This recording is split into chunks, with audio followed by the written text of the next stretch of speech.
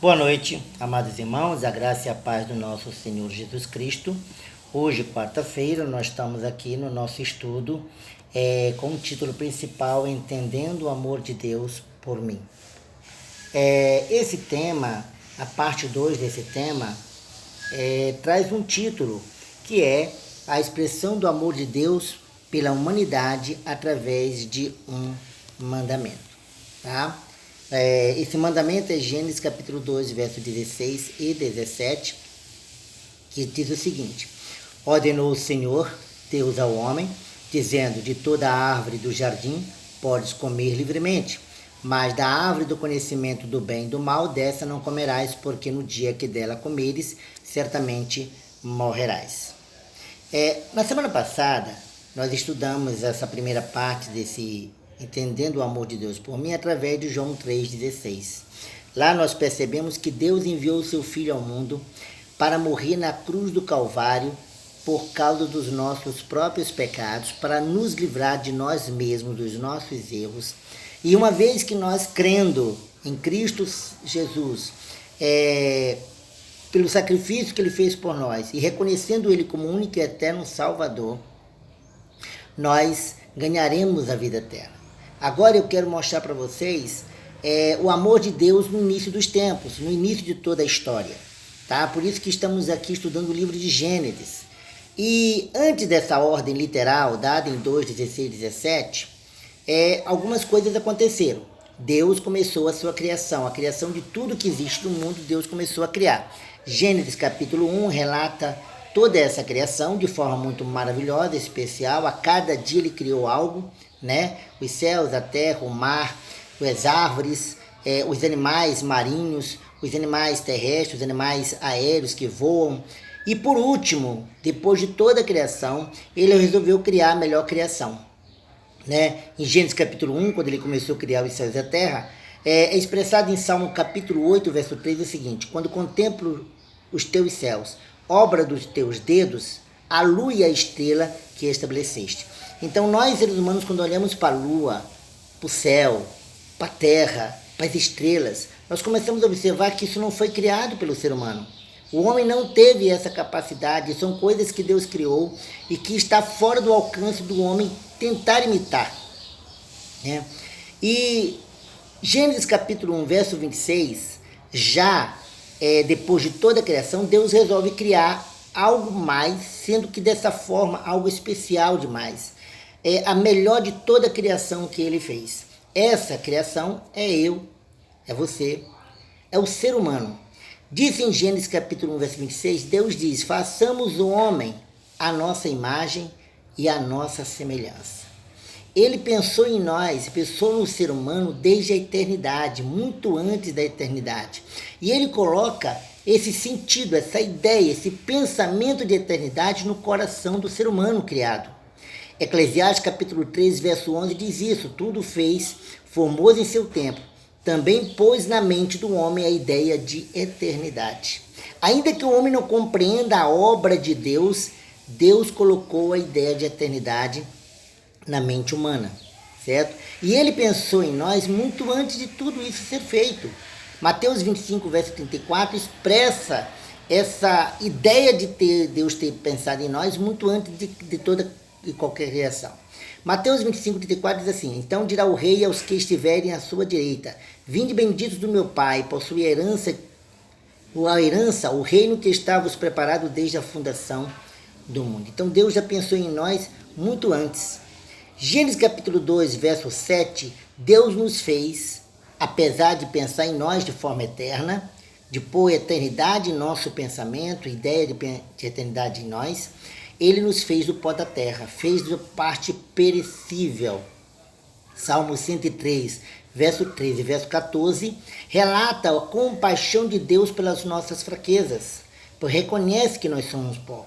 Diz assim: como o pai se compadece de seus filhos, assim o Senhor se compadece daqueles que o temem, pois Ele reconhece a nossa estrutura e sabe que somos pó. E esse ser humano criado, esse homem, esse ser humano imagem e semelhança de Deus, estava só. depois que Deus criou tudo. E não achou bom que esse homem estivesse só. Gênesis 2:18 relata isso. Não é bom que o homem esteja só. Falhei uma disjuntura, uma companheira idônea, relata Gênesis capítulo 2, verso 18. E tem uma causa para criar a mulher. A causa é o próprio homem. 1 Coríntios capítulo 11, verso 9 diz isso. Nem foi o homem criado por causa da mulher, mas sim a mulher criada por causa do homem. Por causa de que ele não poderia ficar só, criou Deus a mulher para ser companheira. Tudo isso aconteceu, tá? Esse relato aconteceu antes de Deus colocar essa ordem literal divina em Gênesis 2, 16, 17. Agora vamos olhar exatamente no momento em que essa ordem é criada, o porquê que essa ordem é criada e que Deus coloca. Gênesis capítulo 2, verso 1, depois de Deus ter criado toda a terra, todo o céu e todo o seu exército, como é falado em Salmo 33, verso 6, pela palavra do Senhor foram feitos os céus e todo o exército deles, pelo sopro da sua boca. A partir do momento que Deus contemplou, fez tudo isso, ele resolve colocar a única ordem literal e divina, que é exatamente Gênesis 2, 16 e 17.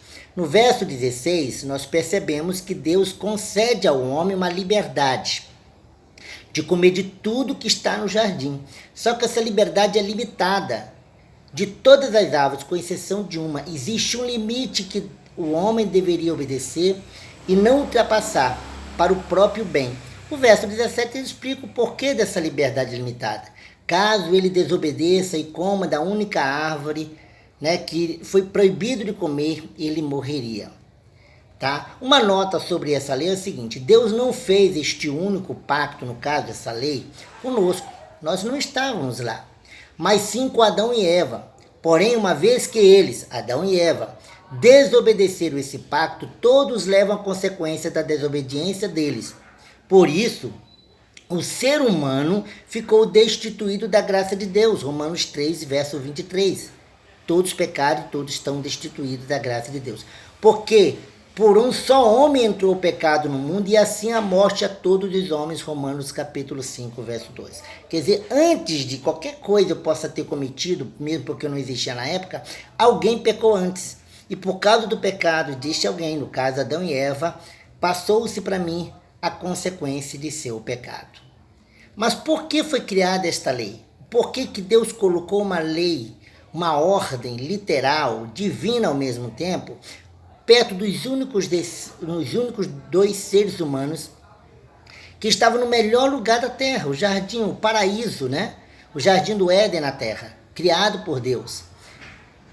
Isso aconteceu por conta de uma rebelião, um pecado existente no céu. Aconteceu um pecado no céu e Deus resolveu eliminar esse pecado. Em Apocalipse capítulo 12, do verso 7 ao verso 9, Deus resolveu purificar o céu de toda e qualquer maldade. A única, naquela época, foi o anjo chamado Lúcifer, um anjo bem próximo de Deus. Ele simplesmente resolveu querer ser igual a Deus e começou a existir uma guerra nos céus. Deus resolve chamar o arcanjo, verso 7 diz isso, verso 7 do capítulo 12 de Apocalipse. O arcanjo Miguel é para expulsar esse anjo chamado Satanás, dragão, e expulsa ele da terra junto com todos os seus anjos, todos os que estavam com ele nessa rebelião contra o próprio Deus. No verso 8 foi decretado que o lugar desse anjo, que antes era no céu, não mais existia. Ele não teria mais permissão de voltar aos céus.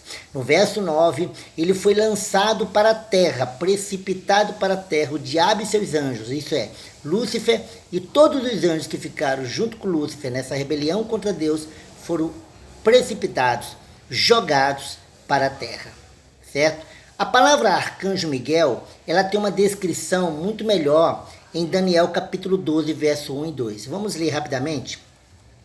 Diz assim: naquele tempo se levantará Miguel, o grande príncipe, que se levanta em favor dos seus filhos, dos filhos do teu povo, e haverá um tempo de tribulação, o qual nunca houve desde que existiu nação até aquele tempo. mas naquele tempo livrar-se-á o teu povo de todo aquele que for achado escrito no livro. O arcanjo Miguel foi levantado exatamente para proteger o povo de Deus. No verso 2 de Daniel, capítulo 12, é relatado exatamente o objetivo dessa luta, né? Que é proteger aqueles que estão escritos no livro da vida. Porque uns vão ser ressuscitados para a glória e outros ressuscitados para o desprezo. O verso 2 assim diz: muitos dos que dormem no pó da terra, isso é, estão mortos, ressuscitarão, uns para a vida eterna e outros para o desprezo eterno. Deus tem exatamente compaixão daqueles que o amam e ele coloca anjos para lutar em prol deste povo de Deus, destes seus filhos, tá? E depois da ordem posta, né? Nós olhamos anterior à ordem, a criação de Deus. Depois da ordem, o porquê da ordem, né? Para que o Adão e Eva não consumissem o fruto da árvore do conhecimento do bem e do mal, porque morreriam. Eles foram enganados, né?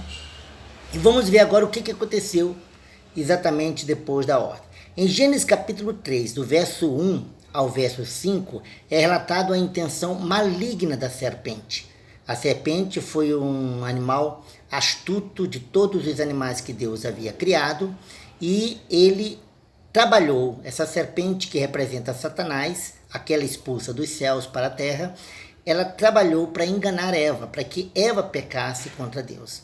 A palavra astúcia significa uma habilidade para não se deixar enganar e para negociar com vantagens, esperteza, manha, sagacidade, habilidade de dissimular e usar artifícios enganadores para obter vantagens às custas de outros. O verso 2 ao verso 5 de Gênesis capítulo 3, a serpente conversa com Eva para mudar a visão dela a respeito daquela árvore que Deus havia proibido, né? No verso 1 nós olhamos a serpente, né, fazendo uma pergunta sagaz a Eva: é verdade que Deus disse para não comer de todas as árvores? No verso 2 e o verso 3 de Gênesis 3, a Eva conversando com a serpente explica: não, Deus não disse que é de todas as árvores que não devemos comer, mas apenas de uma árvore, porque dela a gente morreria se comesse. Ele nos permitiu comer de todas, menos dessa. No verso 4 e o verso 5, com a esperteza da sagacidade dessa serpente, ela inverte o entendimento da Eva do que Deus havia dito e diz: certamente que vocês não vão morrer. Certamente. Porque Deus sabe que no dia que vocês comerem desta árvore, vocês ficarão igualzinho a Deus. Conhecimento do bem e do mal. Essa palavra igualzinho a Deus foi exatamente o próprio Satanás que quis ser igual a Deus no céu e por isso foi expulso do céu. E agora ele coloca a mesma ideia no coração, na mente de Eva, dizendo que Eva vai ficar igualzinho a Deus. E isso fez despertar em Eva uma visão diferente daquela árvore proibida. No verso 6 diz: então, vendo a mulher que aquela árvore era boa para se comer e agradável aos olhos, a árvore desejável para dar entendimento, tomou do seu fruto, comeu e deu ao seu marido, e ele também a comeu. Assim, consumiu-se o ato do pecado de desobediência à única ordem de Deus, e com este ato, certo, passou a acontecer algumas coisas. Gênesis 3, do 7 ao 19, tem a consequência do fruto da desobediência, certo? Gênesis capítulo 2, 25, verso 25, e o capítulo 3, verso 7, uma informação interessante. No verso 25 do capítulo 2 diz assim: ambos estavam nus, homem e sua mulher, e não se envergonhavam. A nudez não era motivo de vergonha. Não havia pecado, por conta disso também não havia vergonha. O verso 7 de Gênesis capítulo 3 diz assim: então foram abertos os olhos de ambos e conheceram que estavam nus, pelo que coseram folhas de figueira e fizeram para si aventais. Aqui percebe-se que, após desobediência, abriu-se os olhos para sua nudez, passando a ter vergonha um do outro. não existia antes do pecado, antes da desobediência. No verso 8, é relatado que Deus passeava pelo jardim e comungava, isso é, conversava, tinha uma comunhão com Adão. E Adão, nesse exato momento, conversava com Deus, sem nenhuma cerimônia, coisa mais simples. Mas após o pecado, ficou difícil, certo? Deus questionou a Adão por que ele havia se escondido. No verso 10, ele diz assim: ouvi a tua voz no jardim, tive medo, porque estava nu e me escondi.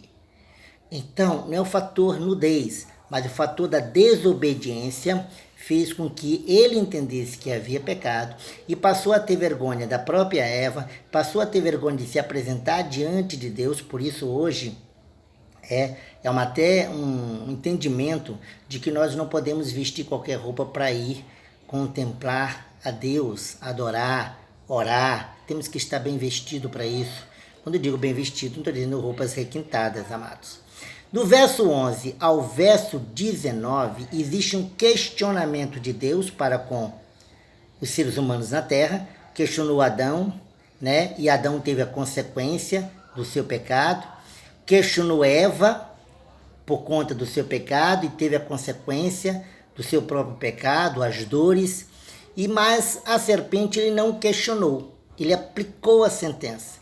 Enquanto que Adão recebeu a sentença do trabalho, suor do seu próprio rosto, pelo trabalho que ele adquiria o seu alimento, seu sustento, a sentença foi essa depois de um questionamento de Deus para ele. Por que tu comeste? Alguém te fez comer para que abrisse os olhos e enxergasse que estava nu?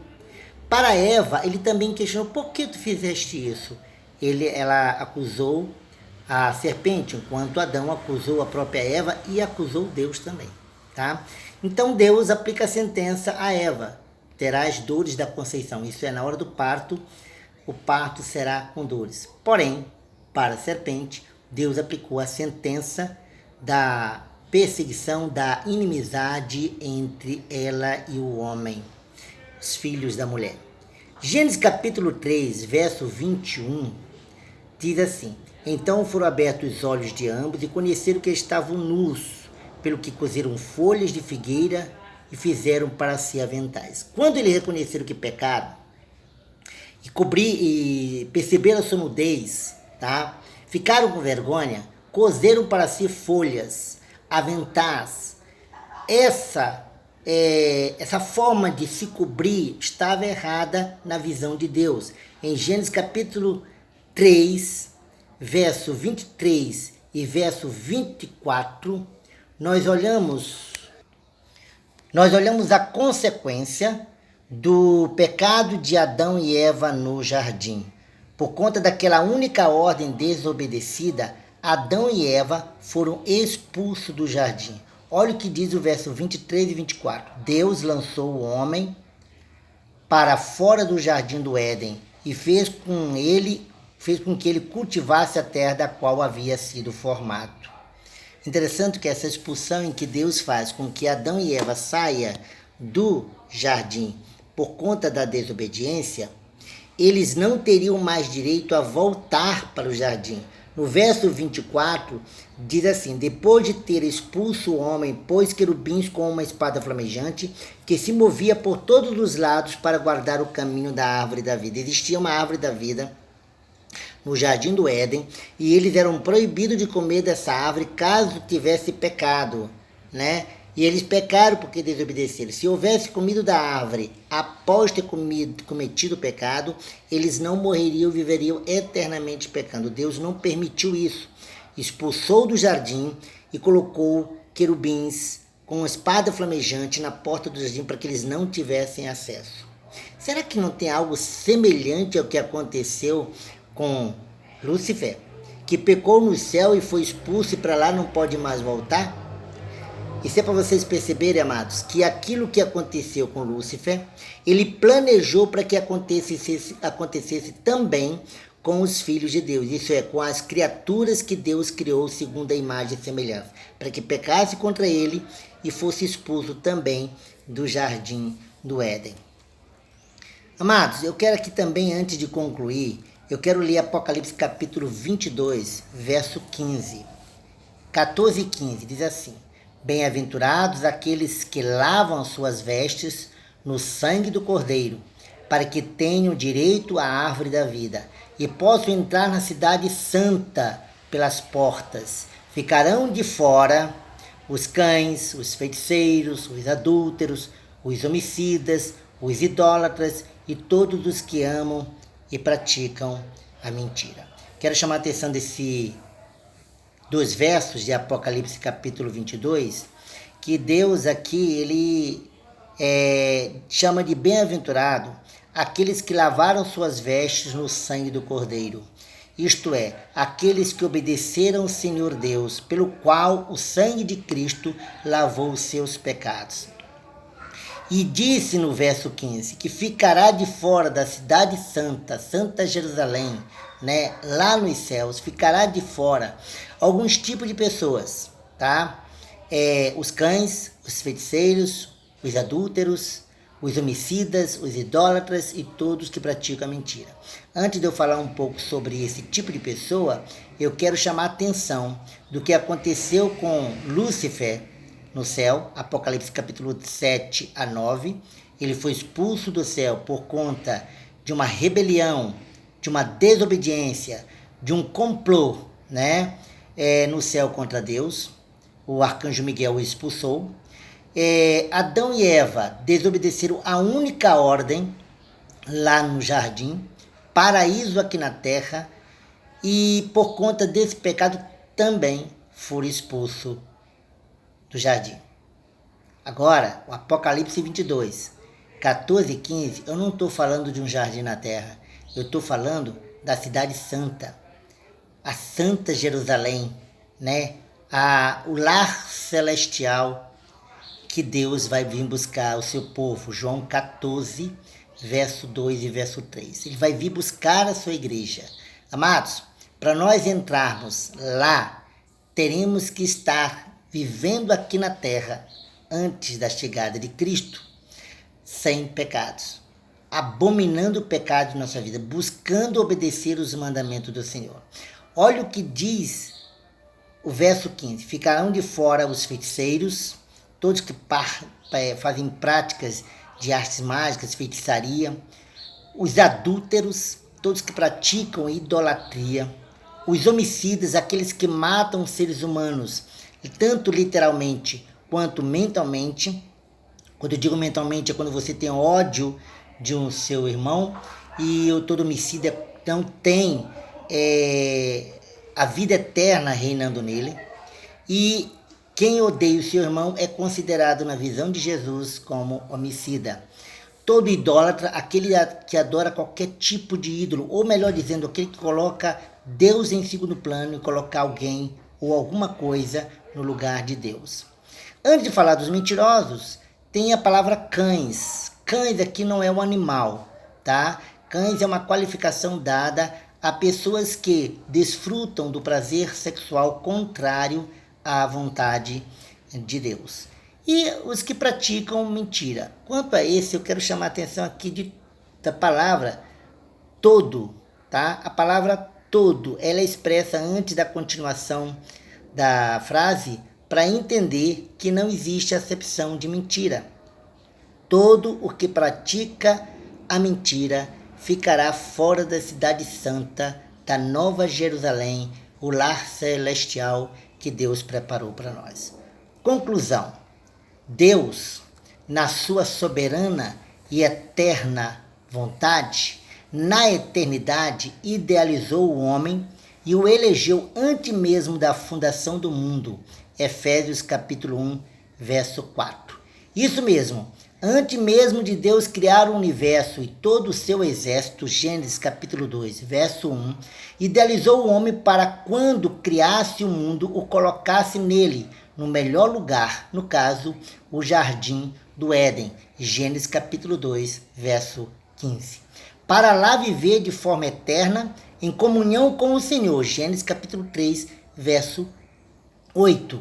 Sem a presença da morte, mas Devido a uma guerra existente nos céus por Lúcifer e um terço dos anjos, este foi expulso de lá para a terra. Apocalipse capítulo 12, do verso 7 ao verso 9.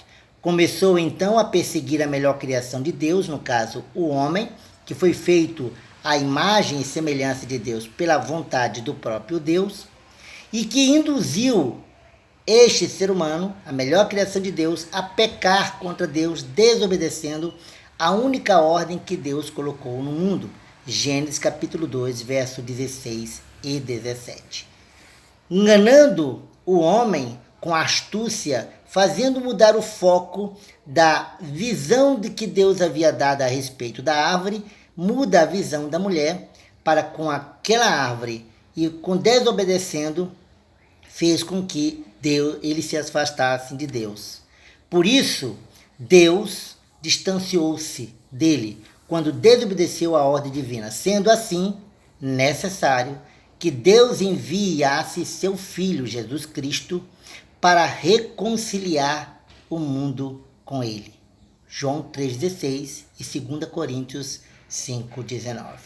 Amados, este é exatamente um mandamento que Deus, através dele, um único até aquele momento, expressou o seu amor pela humanidade, para que eles não pecassem e não tivessem o destino eterno em lugar desagradável, longe de Deus. Que Deus fique com todos, na paz do Senhor Jesus reine na vida de vocês. Vamos orar? Amado e eterno Deus, glorioso Senhor Jesus, obrigado por teu amor, por tua misericórdia, por tua paz e por tua bondade. Senhor, obrigado porque o Senhor Deus nos ama tanto, que muito antes de enviar seu Filho, Jesus, à terra para morrer por mim e por nós, ó Deus, o Senhor nos planejou na eternidade. Mas por conta da desobediência de um único ser humano, o pecado entrou no mundo. E assim, Senhor, nós ficamos destituídos da tua graça. Mas louvado seja o teu santo nome, que o Senhor, por amor a nós, ó Deus, simplesmente mandou seu Filho para que resgatasse a nossa vida contigo. Em nome de Jesus, abençoa a tua igreja. Dai, Senhor, a eles um dia, uma noite abençoada e um resto de semana cheia do teu amor. Em nome de Jesus, eu te louvo e te agradeço. Amém. Amém e amém. Que Deus abençoe e até domingo, quando nós estaremos cultuando o Senhor mais uma vez, desta forma, mensagem gravada. Que Deus abençoe. Tchau, tchau. Fica na paz de Cristo.